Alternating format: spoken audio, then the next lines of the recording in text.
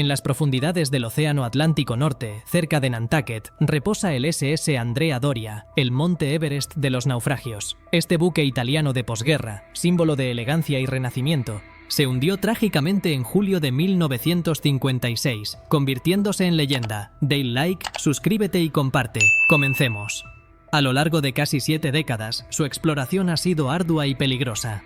Sin embargo, una reciente y sofisticada expedición logró lo imposible, penetrar una sección del barco que había permanecido sellada e inaccesible desde la catástrofe. Lo que los buzos y drones submarinos hallaron dentro de esa sala olvidada ha sido calificado de indescriptible.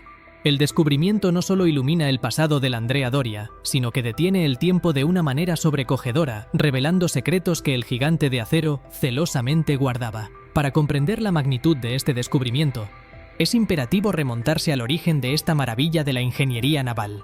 El SS Andrea Doria no era simplemente un medio de transporte, era un símbolo flotante de la recuperación de Italia tras la devastación de la Segunda Guerra Mundial.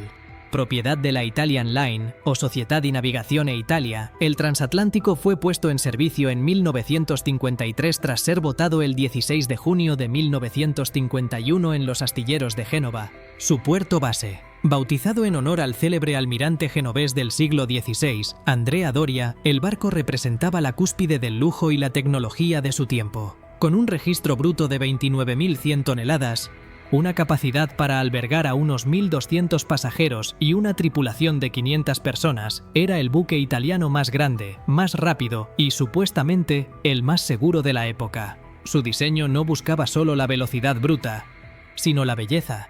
Estaba decorado con obras de arte, murales y un estilo arquitectónico que evocaba los grandes palacios italianos. El 14 de enero de 1953, el Andrea Doria realizó su viaje inaugural, consolidándose rápidamente como el favorito de las celebridades, los dignatarios y la alta sociedad internacional que cruzaba el Atlántico hacia Nueva York. Durante 3 años, el barco surcó el océano con una gracia inigualable, ajeno al destino cruel que le aguardaba en el verano de 1956. Fue el 25 de julio de ese año cuando la historia del buque cambió para siempre. El transatlántico se aproximaba a la costa de Nantucket, Massachusetts, envuelto en una densa niebla que reducía drásticamente la visibilidad, un manto blanco que a menudo se cierne sobre esas aguas traicioneras. A pesar de contar con tecnología de radar, que en aquella época era considerada de vanguardia pero que hoy veríamos como rudimentaria, el destino del Andrea Doria se cruzó fatalmente con el del MS Stockholm, un transatlántico de la Swedish American Line que navegaba hacia el este. La tragedia se desencadenó en cuestión de minutos, cuando los vigías y la tripulación del puente finalmente lograron contacto visual a través de la bruma.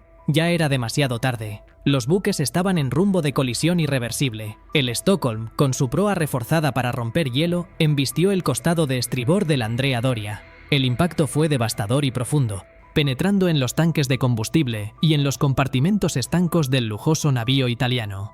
La consecuencia física fue inmediata y catastrófica. El Andrea Doria, cuyo diseño tenía un centro de gravedad peligrosamente alto, comenzó a escorarse gravemente hacia estribor casi al instante. Esta inclinación severa selló el destino de muchos de los botes salvavidas del barco. La mitad de ellos, situados en el lado de babor, quedaron inutilizables al quedar colgando demasiado alto y lejos del agua, imposibles de arriar con seguridad. En circunstancias normales, una escasez tal de botes salvavidas habría provocado una pérdida de vidas de proporciones horribles, similar a la catástrofe del Titanic en 1912.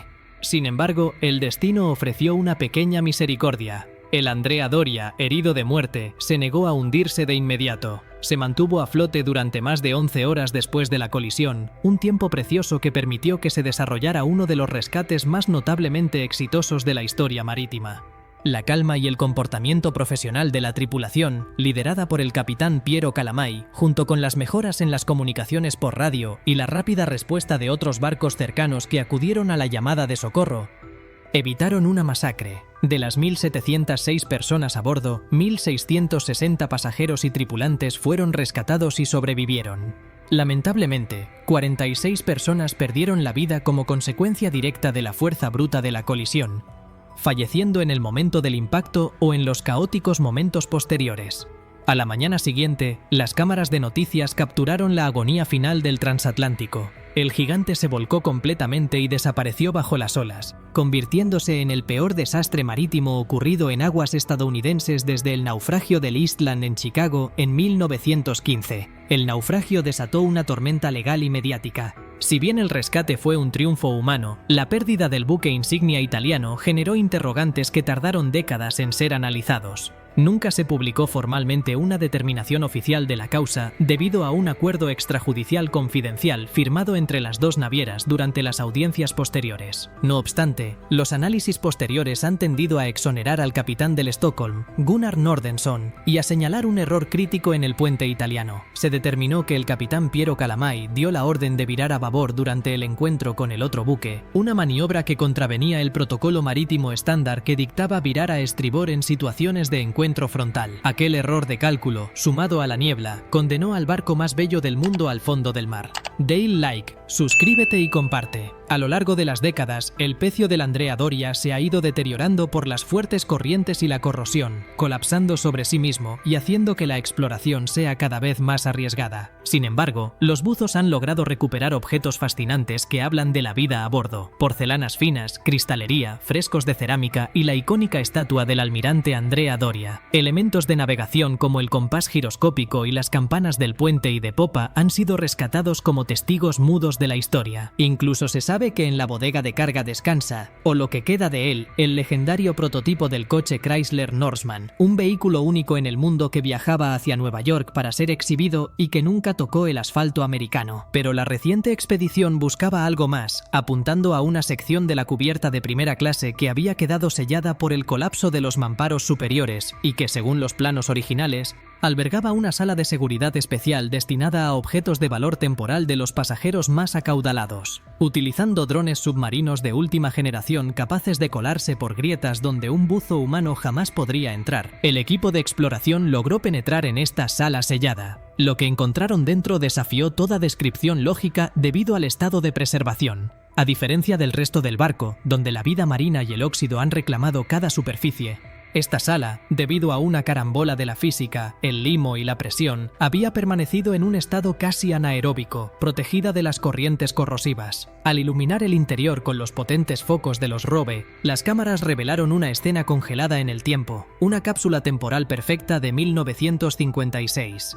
Dentro de la sala no solo había cajas de seguridad y equipaje de lujo apilado apresuradamente, sino que el entorno parecía vibrar con una energía estática. Se encontraron estanterías aún en pie conteniendo objetos personales que los pasajeros de primera clase habían entregado al sobrecargo para su custodia. Joyeros abiertos por la fuerza del impacto revelaban destellos de oro y piedras preciosas que brillaban bajo la luz artificial por primera vez en 70 años. Pero lo verdaderamente indescriptible no era el valor monetario, sino el valor humano y artístico preservado. A pesar de los acuerdos legales y el paso del tiempo, el Andrea Doria continúa su viaje. No hacia Nueva York, sino hacia la inmortalidad de la memoria histórica. Dale like, suscríbete y comparte. Hasta la próxima.